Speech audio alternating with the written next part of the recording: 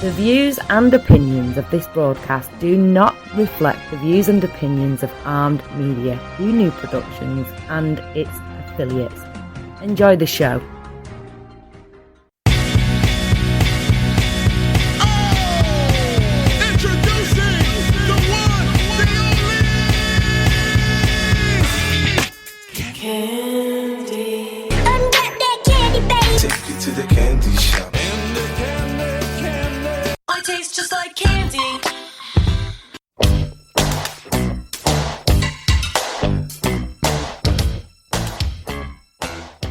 What's up, everybody? Welcome to Ask for Candy, where we talk about healing, self-care, love, sex, relationships, and what it takes to be amazing on the daily.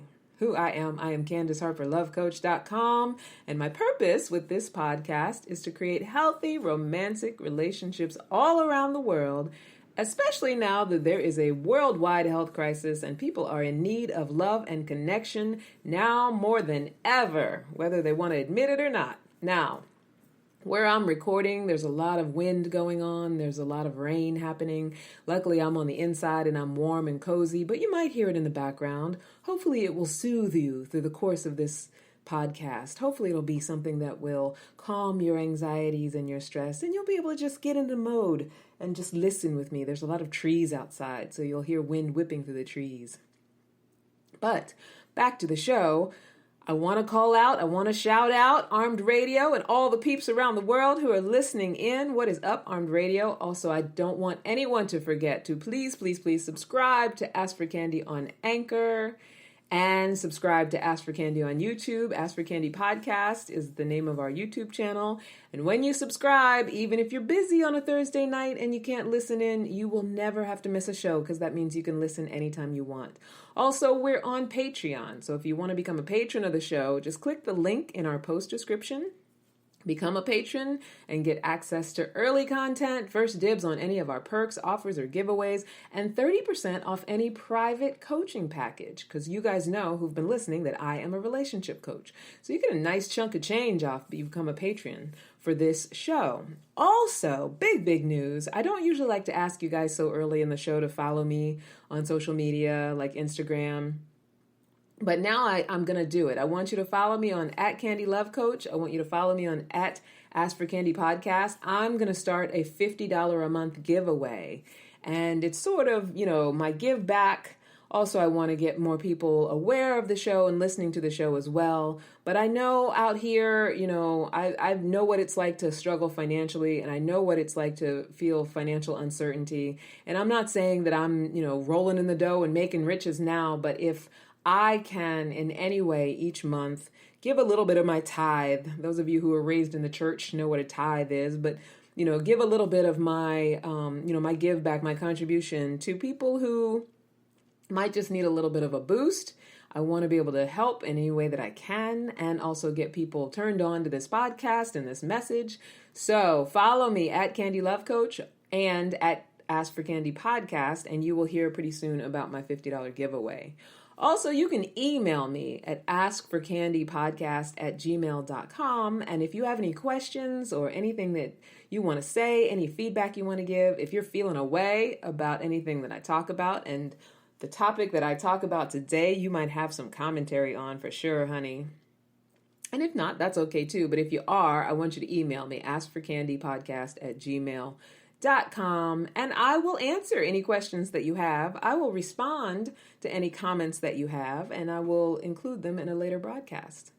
So those of you who've been listening, you know that I am a relationship coach, a workshop facilitator, and a professional matchmaker with Talkify. Now, if you've never heard of it, it's an amazing digital service where you can hire a matchmaking to do all the sifting and vetting on your behalf. Now, not all of it. Obviously, you're going to be going on the dates. So you still got to do a little bit of your own vetting.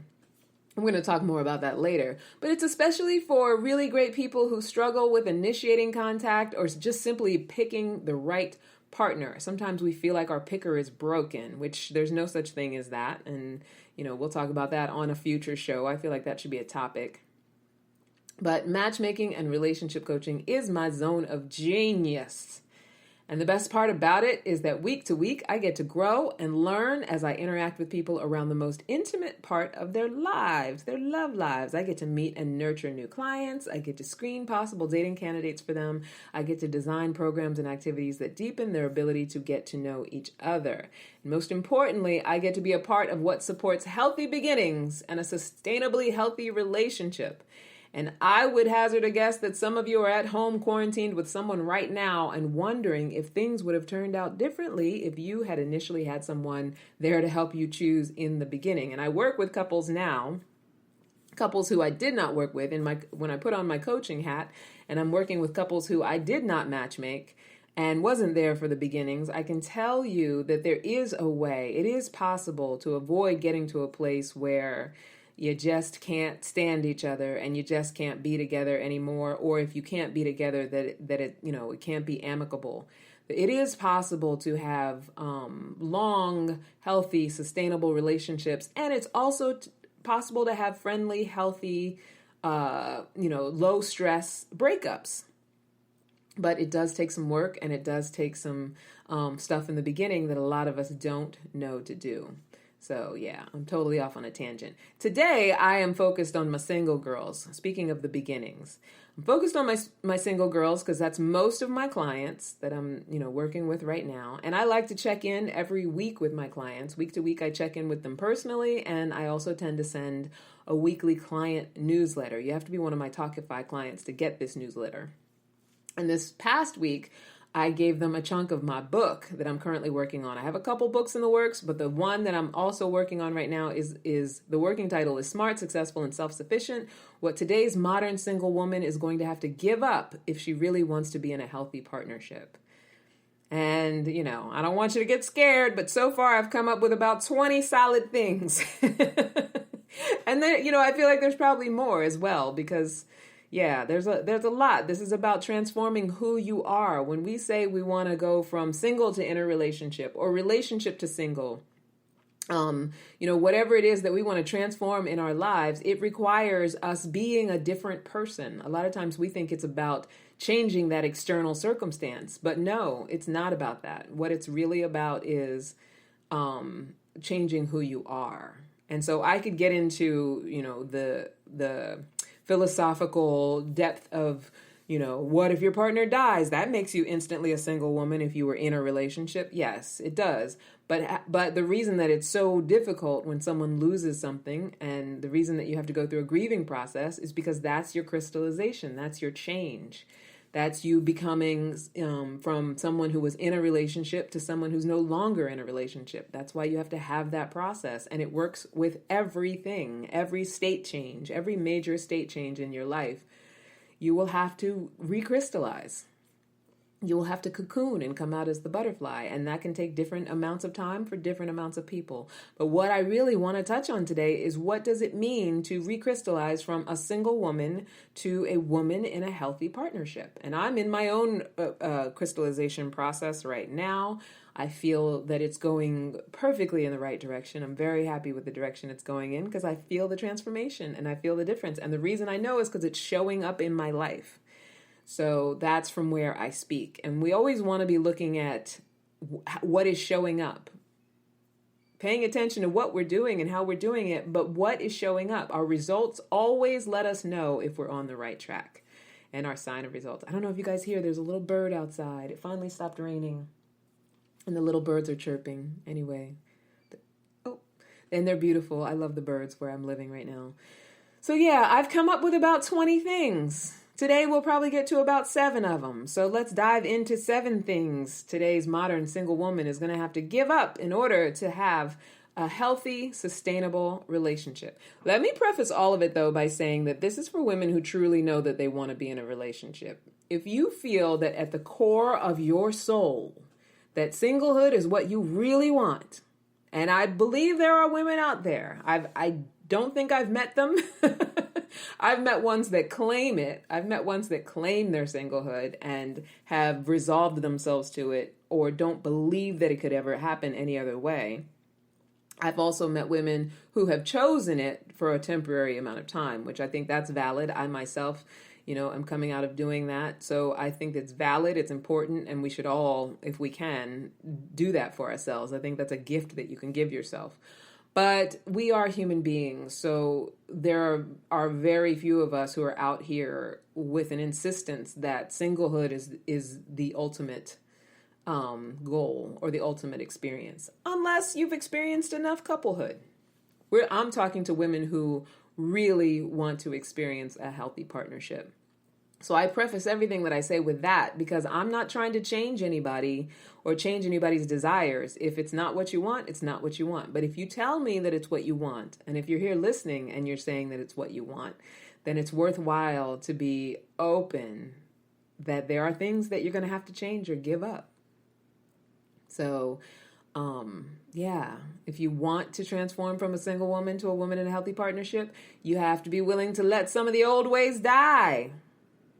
And as soon as I wrote that sentence, I started thinking about A Star Is Born. That song that, what's his face, Brad, whatever his name, sings. I love him, so, don't get me wrong, I just can't remember his last name right now. Maybe it's time to let the old ways die. Yeah, it's time to let the old ways die if you want to change something in your life, something major in your life. And I think it's Mel Robbins who says the price of your new life is your old one. So you have to be willing to ask yourself, what thoughts, behaviors, and ways of being am I attached to right now that I don't even realize are standing in my way? And trust me when I tell you, because I talk to single women all the time, they're blind spots. And I have them, you have them, we all have them. These thoughts, these beliefs, these things we say to ourselves every day over and over again that we believe wholeheartedly to be 100% true. I don't know if you guys remember either last week or the week before, I was talking about how our feelings aren't facts, but we often think they are. And, we're so insistent that it's true that we block ourselves. So if I say that men ain't shit, if I say there's no good men out there, if I say that I'm not worthy of a relationship, the relationship that I really want, it doesn't exist. I've never seen it, so it must not exist. There's a myriad of things that we tell ourselves that we strongly believe that actually make our reality true, right? So that's what we want to look at, the thoughts and the behaviors and the ways of being. Some of them are so covert. We don't even realize how much they sabotage us. But I want to talk about those. I want to shine a light on them. And if you find yourself triggered by anything that I say or feeling like, oh, wait, that is me, I do that, or asking yourself, do I do that? It's just worth exploration. This is not a shame conversation. This is not how do I make myself wrong for what I've been doing? How do I fix myself? I'm broken. This is none of that stuff is empowering by any stretch of the imagination. This conversation is about how do I shift from one thing to another, from, unworkability to workability. And unworkability just means if I don't have what I say I want, then I'm in conflict with myself, and that doesn't work. But if I say I want something and I'm creating it, in the process of creating it and seeing the results of it, or I actually have it, then I'm in alignment. And that's workable. And that's the difference between having an anxious, stressed out, controlling, unfulfilling life compared to having a calm, peaceful, joyful, dealing with whatever conflicts come up, smooth, better experience in life. There's no right, there's no wrong. It's not a moral judgment if you're doing any of these things or if your behaviors are standing in your way. You're not stupid. There's nothing wrong with you. We're all human beings with our conditioning. But the reason that we have these conversations is that so we can get really real about it. Get really real about what's working, what's not working, right? And so one of the main things that you will have to give up if you truly want to find a life partner who sees, loves, and accepts you for who you are is any current tendency that you might have right now to be unforgiving, unaccepting, and unloving towards people who do not check all of your boxes. As a matter of fact, if you have any current tendency to be unforgiving, unaccepting, or unloving towards anyone, that is something that you are going to have to give up. That's something you're going to have to come up off of. That does not mean that every shitty person you've ever met deserves all of your love and attention and should be in your life. It does not mean that you let people walk all over you. It does not mean that you become a doormat and smile when on the inside you're hurting. It means, how do I deal with my feelings, filling myself up, my communication, my perception of other people through a place of forgiveness, acceptance, and love. And sometimes love means letting someone go or walking away. Sometimes acceptance means letting someone go or walking away. And sometimes with forgiveness, it definitely means letting someone go. It means letting them off the hook for whatever happened, letting them off the hook for whatever it is you believe that they've done to you, and really letting yourself off the hook for identifying yourself as a victim of it. Now, the forgiveness thing, we can do a whole show around that. The acceptance thing, I could do a whole show around it. The love thing, I'm doing many shows around it. Because these are the things that get in our way and conflict with our core values that actually stand in the way of us being able to develop healthy relationships. Now, notice that I keep saying healthy relationships. And the reason that I keep saying that is because anybody at any time can get into a relationship. Like, it's not and that's why I hate it when people talk about singlehood as if it's some sort of affliction. You know, when somebody posted the other day on Facebook, like something about men, is it true, you know, when men say that if a woman's single, she's crazy, so that's why they don't want to get in relationships or something like that. I'm paraphrasing, obviously. But there's this idea that if someone's out there and they're single, that something must be wrong with them because they're single. But that is so just blind to how many people have something wrong with them who are in relationships. Like, your relationship status has nothing to do with your mental capabilities, your emotional landscape, your ability to navigate life. Like, those things, they affect each other, and they definitely make a difference in how you experience them. But if you had to be some perfect person, or you're some elevated level of person in order to have a relationship, I mean, you know, there's crack addicts out in front of a liquor store who've been together for years. And they could stand to do a little bit of transformation to have a little more workability in their life. You can always find someone to join you wherever you're at. And that's always possible. But a lot of times the reason that single women stay single as long as they stay single when they really want a relationship is because deep down they know that whatever's going on with them, they don't want a match for where they're at. Your inner knowing, your soul knows that, you know, a match for where you're at is not going to be the right thing. Or I shouldn't say the right thing, is not going to be the thing that you ultimately are envisioning for yourself. Now, I've gotten in relationships from a place of desperation and not being loving or accepting or forgiving. And what I got was somebody who matched exactly where I was at. And so we constantly clashed. It was difficult. There was a lot of problems. It was, you know, but I had a relationship. You could look on my Facebook status and it said in a relationship.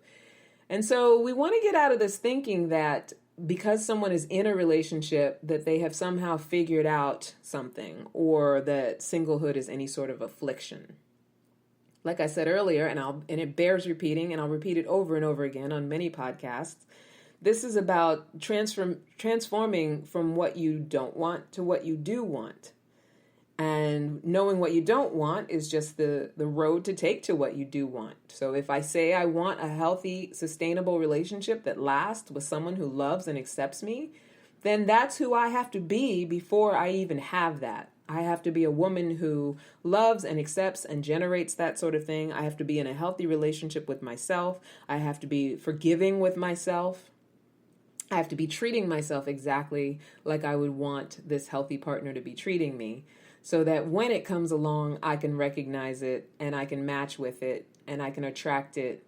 And, I can keep choosing it with someone who's also willing to choose it over and over again. And trust me when I tell you that it is so possible. Take it from someone who knows and is experiencing it right now and has experienced the opposite in the past many times. So, and that's not just why I coach. I mean, I have coaching training, and I understand building communication skills, and I use those things in order to help people overcome the challenges that I myself had to overcome. And so, yeah, I say all of that to say it's okay if you have to change some things. It's okay if you have to sacrifice things. It doesn't make anything wrong with you. I want you guys to get out of that inner dialogue. I want you to get out of that conversation. Stop defending that, I've done all the work, and why don't men have to do any work? How do they get away with not ever having to improve themselves? You want somebody who's going to be on your level. You want to keep doing the work. You're not doing the work for a man, and a man shouldn't be doing the work for you. You're doing the work for yourself, and that's what's going to have you in a relationship that's healthy. Right? If you're complaining about doing the work, if you're complaining about making the transformation, then that's the first thing that you got to look at. Because if you're unwilling to go any further, then you're going to get exactly what you got. Right? All right. Are you guys ready? I know I keep introing it, but I just want to make sure that I, give you all the caveats and the side notes. So what are you willing to own about your own behavior when it comes to your love life? What are you going to take responsibility for healing and transforming? Where are you going to become empowered around this, right? So here are 7 things you'll have to give up. And I've posed them as questions so as to inspire self-assessment, right? I'll say it again. I've posed them as questions as to inspire self-assessment. Doesn't mean that each one is something that you do. It's not about pointing fingers of blame. It's about, I got to be willing to ask myself, is what I'm doing aligned with who I am? Is what I'm doing causing me to have what it is that I want? Or do I just keep doing it with an insistence that I'm right and I don't have what I want? And that's probably even one of the things so far. So number 1, do you psychoanalyze the hell out of the men that you're dealing with?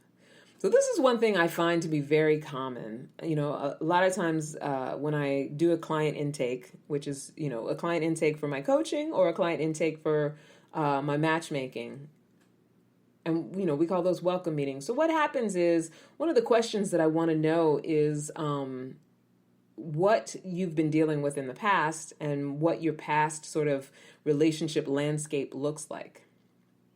And right after I let someone express all of those things and share all those things with me, I give them an opportunity to put that all aside, put it in a box, put it over wherever in your brain, and go ahead and paint the picture for what it is that you really, really want. And for some people, they can slip into just being creative around it and just getting clear and visionary about what this relationship is that they're building. But for a lot of people, what they do, especially when I ask the question of what have been the obstacles in the way of having what you want, is that they go into a complete assessment and psychoanalyzation of the last relationship or the last relationships. So the reason that I don't have what I want and the reason that my last relationship didn't work out is because he was immature, he was a mama's boy, he wasn't clear about his career, he wasn't making the amount of money that he wants to make. So, when men don't make the amount of money they want to make, then they're not ready for relationships. I'm not saying that's not true. I'm just saying that what we do is we come up with all the analyzations of that person. And, sometimes it gets very, all of a sudden everybody's got a psychology degree. And, I can fully assess someone left, right, up and down because I dated them for a while, or, especially if I've been with them for a while. And I can tell you all of their emotional, intellectual, and sometimes even physical problems for why I don't have what I want or for why our relationship didn't work out. Now, this is not to say that you might not have some accuracy in your description of, a past person. Like, obviously, if there's somebody who suffered from depression and anxiety and didn't take their medication or, had a substance abuse problem or, those things can be somewhat factual and, they exist in reality. However, when we use someone else's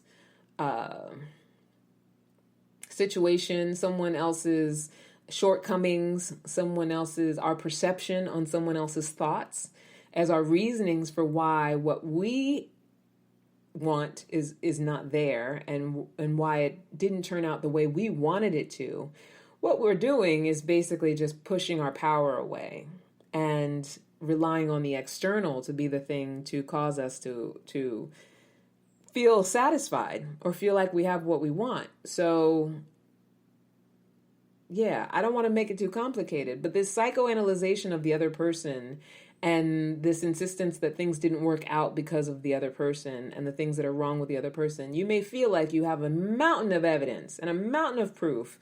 And, usually women can give me a full laundry list of all the bullet points for what he did wrong and what was wrong, and, why they had to walk away because of what was wrong, or why it didn't work out because of what was wrong with him. And rarely is there a accepting of responsibility of our own contribution to what went wrong. Right now it's really popular to call people narcissists. And when it comes to narcissistic behavior, a lot of times it takes one to know one. There are no innocents, especially in a long-term relationship.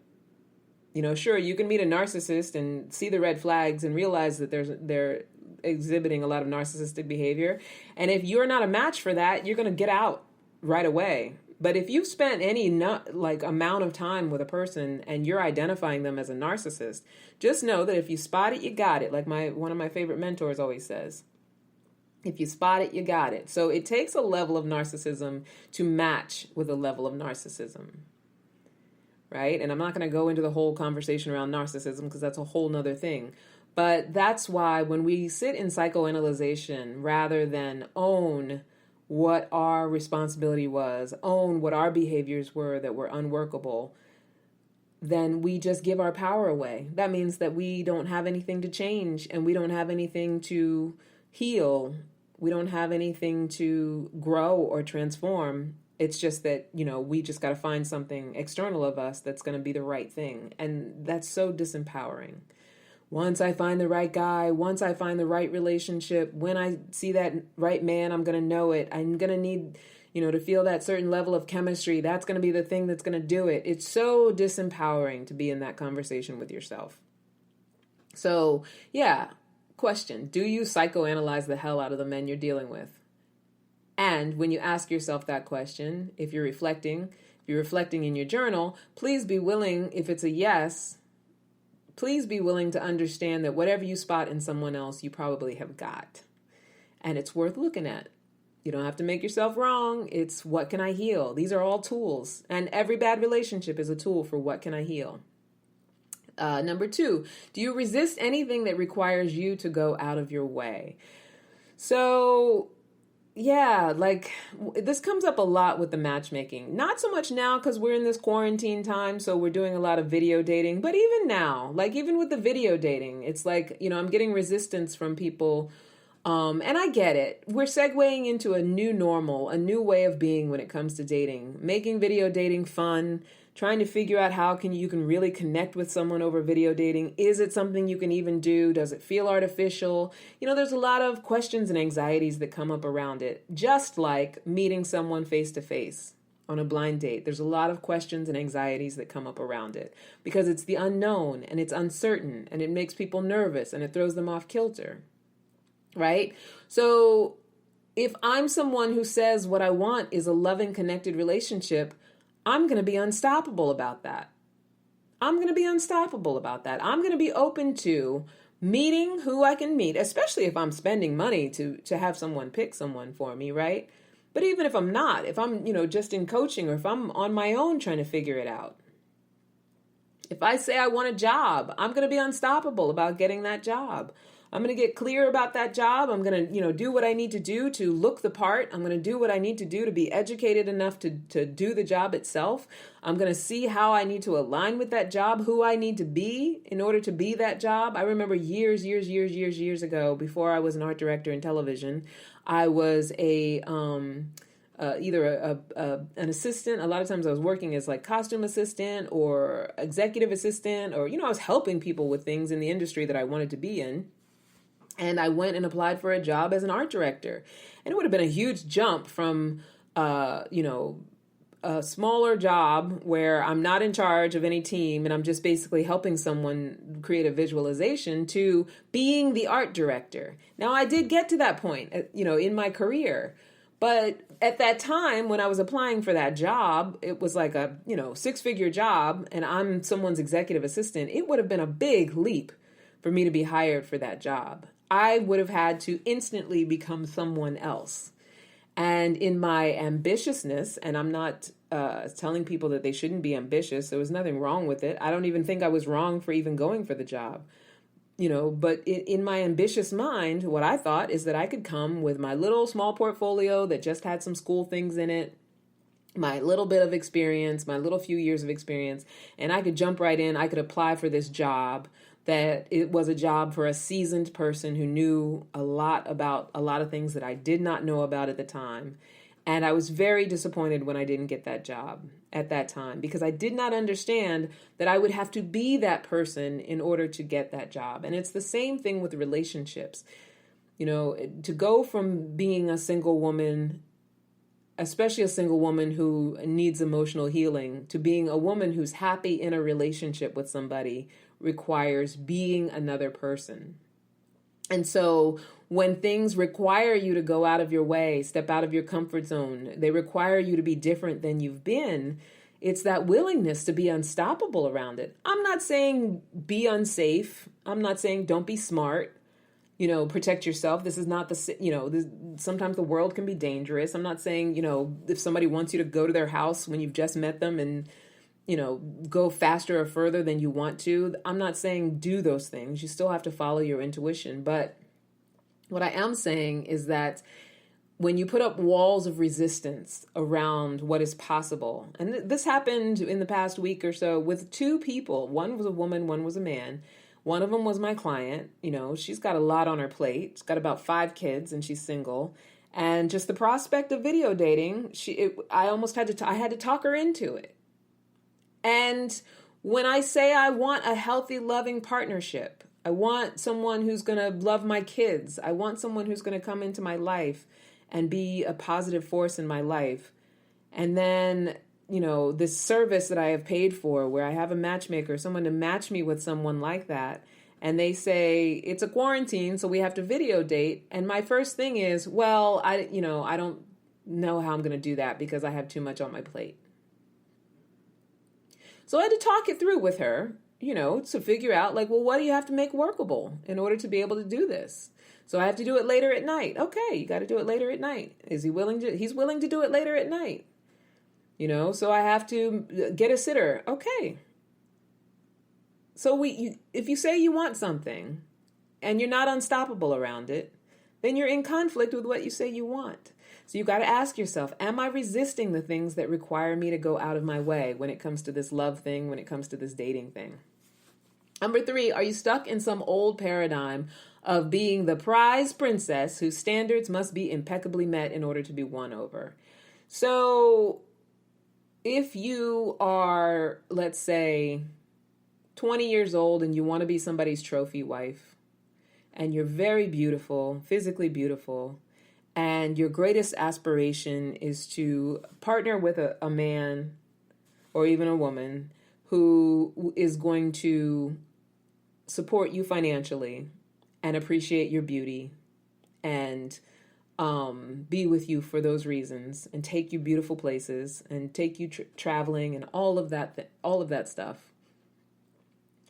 That doesn't necessarily give you the right to pretend to be a prize princess or be entitled, but that's basically what you're sort of setting yourself up for when you have an attitude that someone has to jump through a lot of hoops to win you, and you're in denial about the things about you that might not be what someone else finds, compatible or attractive. Now, I'm trying to say this in a very diplomatic way, because here's the thing. I believe with all my clients, they're all beautiful, powerful, creative, interesting women. And we all have our differences and our, physical things. And I have 2 women who are almost 6 feet tall and they're in their early 50s. I have, a lot of older women, women who, like I said, I have one who has 5 kids. Nothing's wrong with any of these things. These are all beautiful things. They're beautiful things that actually determine who we are in life, right? Where our stage in life, our age, what we have, what we don't have, what we look like physically. Like, these are signs of growth and overcoming and all of that. But here's the thing about it. And I say all of that to say that I believe that the love and the acceptance has to come from a partner as well. So obviously, if, I have a 52-year-old woman who's almost 6 feet tall, I'm not going to match her with a guy who's like, oh no, I would never date a tall woman who's over 50. Because clearly he's not accepting. I would want to match her with somebody who's accepting of things that aren't standard, or things that are out of the norm, or things that are unique to that person, right? I would want to match her with somebody who's like, I want a tall woman who can look me, and I have found them. I've talked to these guys who can look me in my eye and, has been through some life and knows who she is as a woman. There's men out there that definitely want that. But I think, we have to be very careful of coming in like we get to order out of a catalog and they can't have any flaws. I want him to be tall, good looking, and I want him to, be chivalrous and be erudite and want to travel with me and not have any kids and, have good breath. And, we have this long list of things that have to be in place where there's no forgiveness for anything that's not quite out of place. I even had a long talk with a client the other day about his geographical location. And I get it. People from LA, you guys have traffic when you are driving, when you're not quarantined, and distances can be hard. People in New York, they do the same thing. It's like, they don't want to travel too much because traveling's too much to do in a relationship. People are telling themselves that. But the thing here is, if I have myself on this sort of I'm perfect pedestal, or I'm good, I'm deserving, I'm entitled to having all my boxes checked, without any sort of acceptance of, maybe this perfect guy lives a little further away than you think, or maybe he's a little shorter than you think. Maybe he's not white or black. Maybe he's a lot of things that are different than what you think he's going to be, because he's going to be the one who's going to be loving and accepting of who you are, rather than feeling like I can just order this dude out of a catalog, no matter what kind of, differences or uniqueness or anything there is about me that he would have to accept. Does that make sense? I hope that it does. Because, even when it comes to whatever, and I'm putting this in quotes, flaws, whatever flaws we may have, it's like we have to be open to that there are things about us that aren't necessarily going to be someone's ideal thing. But if we're willing to look past those things, a lot of times that's where the love is. Not a lot of times, all the time. And it doesn't mean that you can't have what you want, but if what's most important to you is having this love, this acceptance, this, connection with somebody, we gotta sometimes be willing to come up off of this idea that we are, this big prize and they have to check all our boxes. Because really, any of us can be perceived one way or the other, as the prize or as the, thing you never ordered, the thing you never wanted. And that's all perception. So yeah, are you stuck in an old paradigm of being the prize princess whose standards must be impeccably met in order to be won over? Ask yourself that question. Reflect in your journal and reflect on how far that has gotten you and how people you have dealt with have responded to that. Number 4, are you faking it and trying to be the cool girl, but really you're seething inside? So I have a client who I love and adore. She's semi-new, and she's telling me about, how she considers herself to be pretty flexible, but she also wants to be in control of everything. So I think there's a little incongruency there, and nothing wrong with it. It's just a little blind spot. So if I'm in control of everything, but yet I'm cool and I'm flexible, that means that there's times when things don't necessarily go my way, and I'm having to make myself be cool about it. And that is disingenuous. So, and I don't think that she means to be disingenuous. I don't think, when I've done that very same thing, I didn't mean to be disingenuous. I thought I was being the cool girl. I was going with the flow. And I can remember being in a relationship where I wanted to keep that relationship. And so I just pretended to be the cool girl, pretended to be the cool girl, kept doing it until I couldn't do it anymore. And it was like, this doesn't work for me. I can't. I can't. And because I let it build up, because I was trying to be the cool girl, rather than communicate about it and keep it light from the beginning and just say what was truly there for me, because I wanted to keep this person, I wanted to hang on to this person, because I waited until it blew up, it became a much bigger problem than it ever had to be. So you want to ask yourself, are you faking it? Are you trying to be cool? When really what you need to be doing is going ahead and communicating it as soon as it comes up, and not trying to fix somebody else, but letting them know how you feel about something, letting them know how you feel about things. I'm getting to know somebody right now, and in as much as I'm open to what's possible as far as his music tastes are concerned, we had a video date where we're playing music for each other. I'm not a big fan of his musical taste so far. And I communicated that with him, because that's one of those things that over the years could grow into, and I know it's a small thing in the grand scheme of what can go wrong in a relationship, but that's one of those things that can grow into a real resentment, because that person doesn't really know that you're not a fan. And so you're being the cool girl and you're pretending to go along with it. And then years later, when there's some other annoying things that come up, all of a sudden there's a big fight about musical choice, or what's on the radio, or what you're listening to in the car. And, which is really about something else, because it's always about something else. So yeah, that's not sustainable. It's not helping you in your singlehood to pretend to be the cool girl. You want to get to a place where you're just able to communicate how you feel, where you're coming from, taking full responsibility for how you feel, what you like, what you don't like, without needing to make anybody wrong, and not worrying about whether it's going to be a confrontation. Because if you express how you feel and that person is like, you don't like my music? Fuck you then they're not the person for you anyway. Or if you say, I'd rather, do this other thing, or I like this other thing better, and you just stand up for who you are and just say who you are, you give them a chance to say, oh, wow, I like that. I like that as well. So we don't necessarily have to do it my way. Yeah. Hopefully I was clear with that one. Are you faking it and trying to be the cool girl, but really seething inside? Number 5, are you making laundry lists of reasons for why everything is wrong with him? So this is similar to the psychoanalyzation, but it's a little different in that a lot of times this laundry list is usually externally focused. So, it's the shoes that he wears, or like I was saying, the music that he listens to. It's like, this list of things that it's wrong. He's not right for me because this, and this, and this. He said something that and it sounded selfish, so he's probably a selfish person. Like that kind of stuff is so disempowering, and it's so, it's like putting up blocks to intimacy, making decisions about a person's whole flora and fauna and personality based on one statement. Or, sometimes on a first date, people aren't as gregarious as they might be. And so there might not be as much chemistry, or they might not be as engaged in what you're talking about. And so making a full decision about somebody based on a conversation in a first date that encompasses their entire personality and every facet of who they are, that's going to keep you single.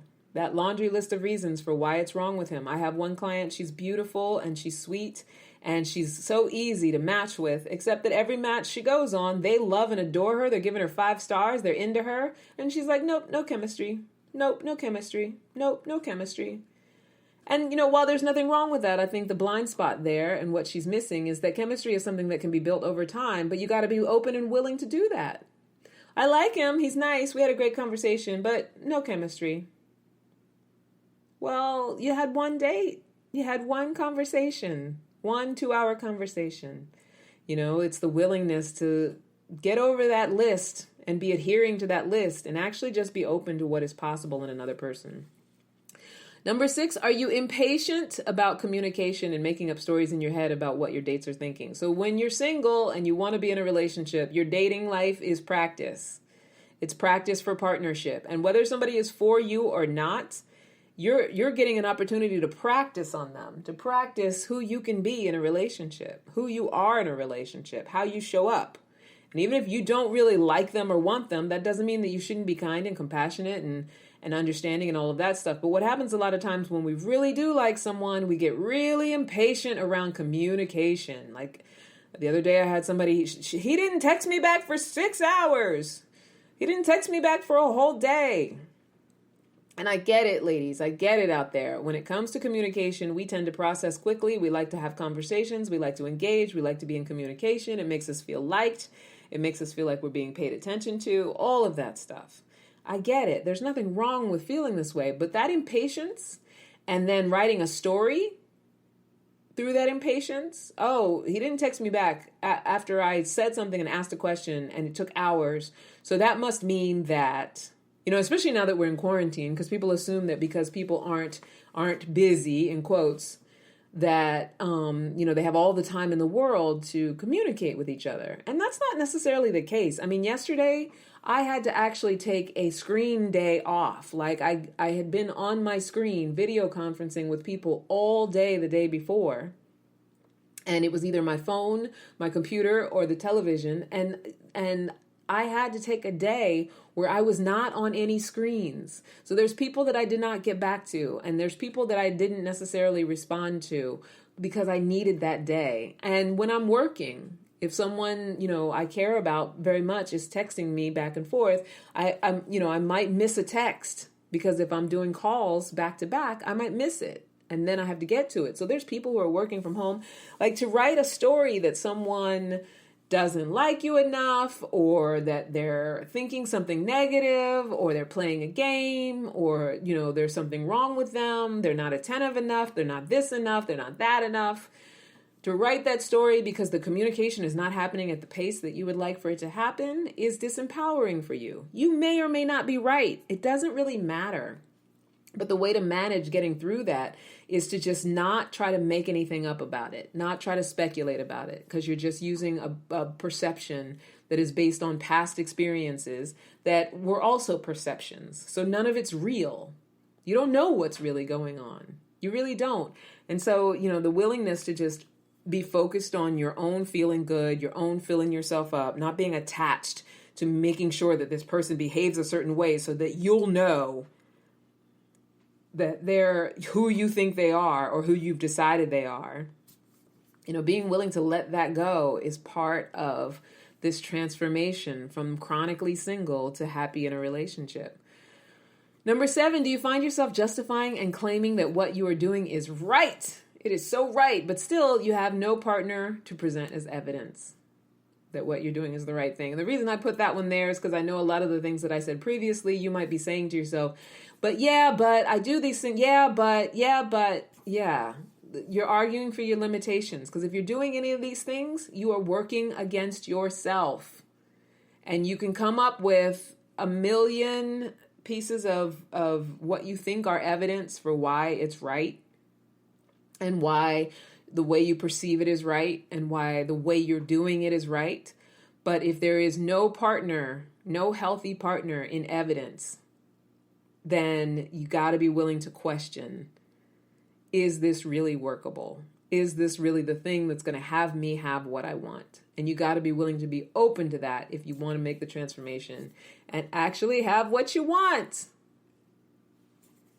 This time goes by so fast. We're already like almost 50 minutes in.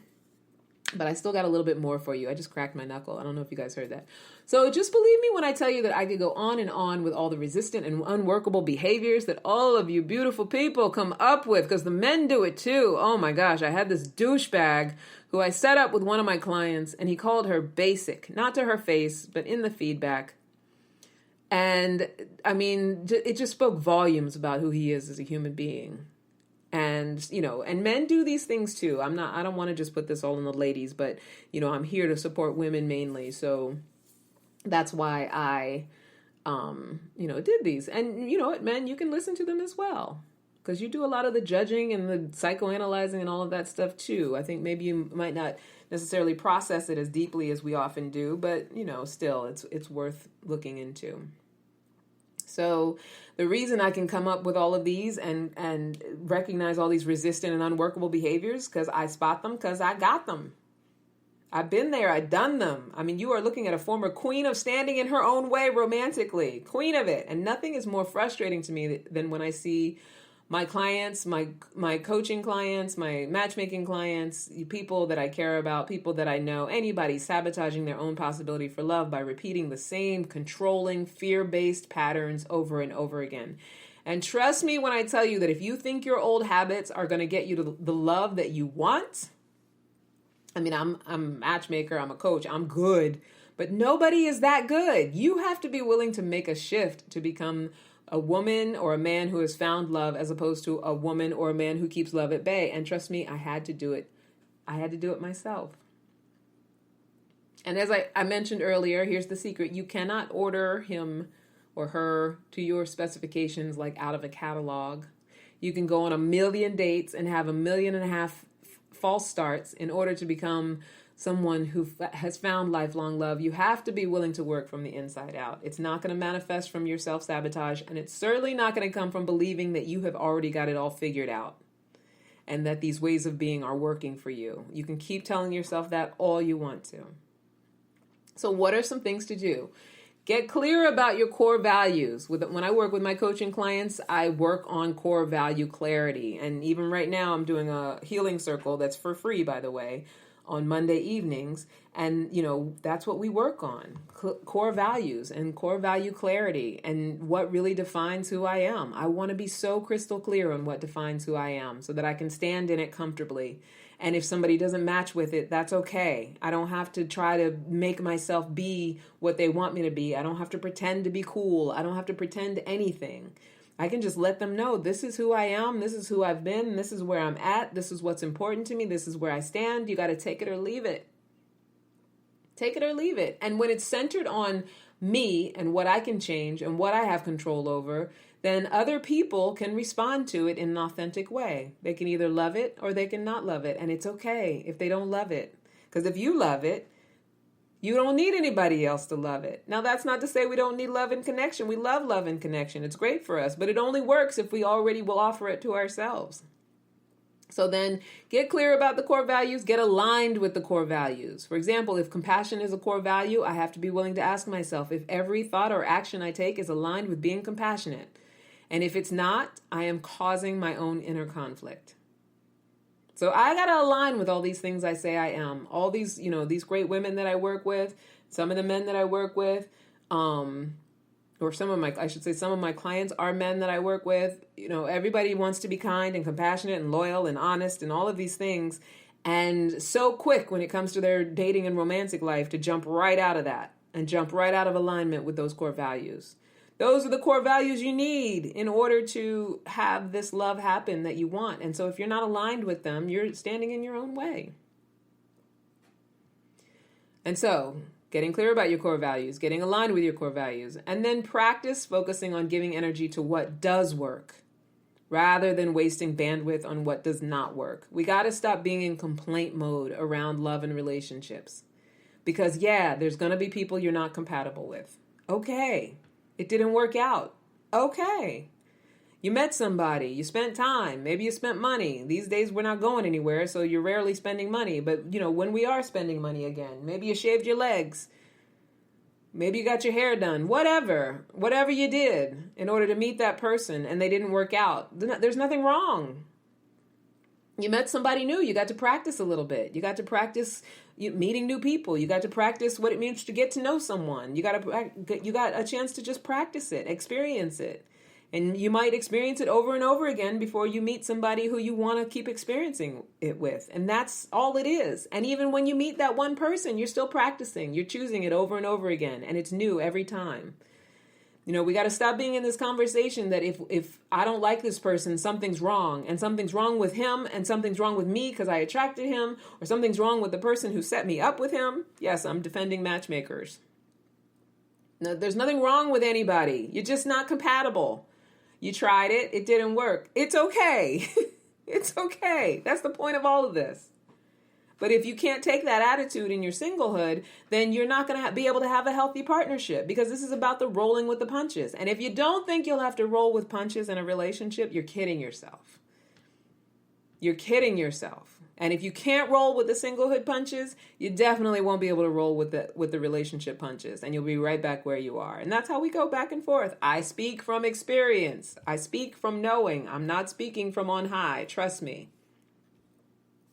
So, I say my job is not just a matchmaker. I'm looking to help people transform from single woman into woman in a joyful, healthy partnership, which requires a willingness to recrystallize. Like I've said many times, you will have to do and see things differently than you have in the past. You will have to align with your own compassion, joy, and love in order to experience it in others.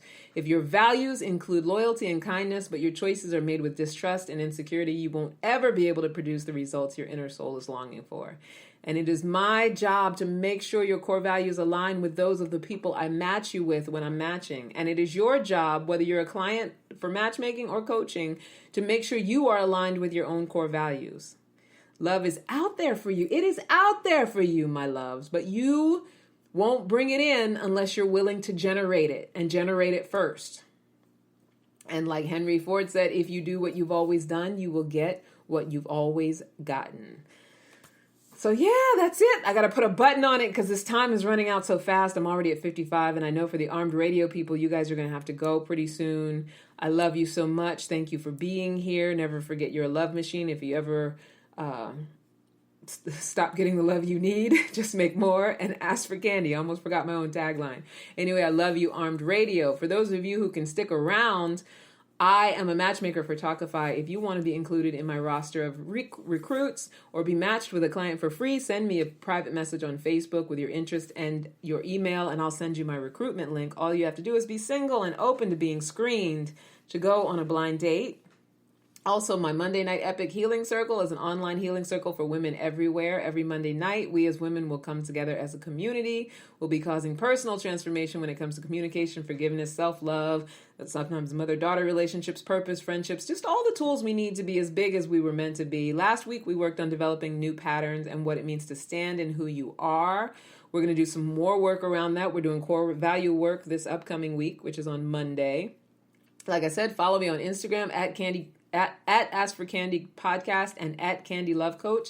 I'll be announcing my $50 Cash App giveaway contest. And shout out by Armed Radio. I love you guys. And listen, don't forget to subscribe to our YouTube channel. Don't forget to email me, askforcandypodcast@gmail.com. Send me your questions and comments. They may even become upcoming topics. At Ask for Candy on Instagram, at Ask for Candy Podcast on Instagram, at Candy Love Coach on Instagram.